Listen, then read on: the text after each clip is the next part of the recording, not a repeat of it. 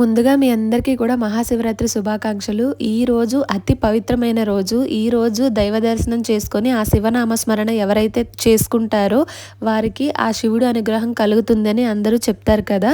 ఈరోజైతే నేను, బాబు అలానే మా వారు కలిసి స్నానానికైతే వచ్చామనమాట. నా చిన్నతనంలో ఎప్పుడో అమ్మా, నాన్న నన్ను తీసుకొని ఇలా స్నానానికి వచ్చేవారు. మళ్ళీ ఇన్ని సంవత్సరాల తర్వాత అందులోనూ నా పెళ్ళయిన తర్వాత మొదటిసారి మా వారు, బాబుతో కలిసి ఇలా రావటం నాకు చాలా ప్రశాంతంగా, ఆనందంగా అనిపించింది. కానీ మనసులో ఏదో తెలియని ఒక చిన్న వెలితైతే ఉంది. ఆ వెలితి ఏంటి అంటే నా చిన్నతనంలో అమ్మా, నాన్న నన్ను తీసుకొని ఇక్కడ స్నానానికి వచ్చినప్పుడు చాలా హ్యాపీగా మా నాన్నతో గడిపిన జ్ఞాపకాలన్నీ కూడా నాకు ఇక్కడికి వచ్చిన తర్వాత మళ్ళీ ఒకసారి గుర్తుకొచ్చాయి. చాలా బాధ అనిపించింది. ఈరోజు నా లైఫ్‌లో వాళ్ళు లేనందుకు ఎంతో బాధపడుతున్నాను నేను. కానీ మనం ఎన్నిసార్లు అనుకున్నా జరిగిపోయిందాన్ని ఎవరూ మార్చలేరు కదా! ఇక్కడైతే స్నానం కంప్లీట్ అయిన తర్వాత అమ్మా, నాన్న పేరు మీద అలాగే అక్క పేరు మీద బియ్యం, కూరగాయలు అవన్నీ చదివిస్తారు కదా! అవన్నీ చేయించి ఇంటికైతే వచ్చేసామన్నమాట. ఇంటికి వచ్చిన తర్వాత మళ్ళీ ఇంట్లో పూజ పనులు ఉన్నాయి కదా!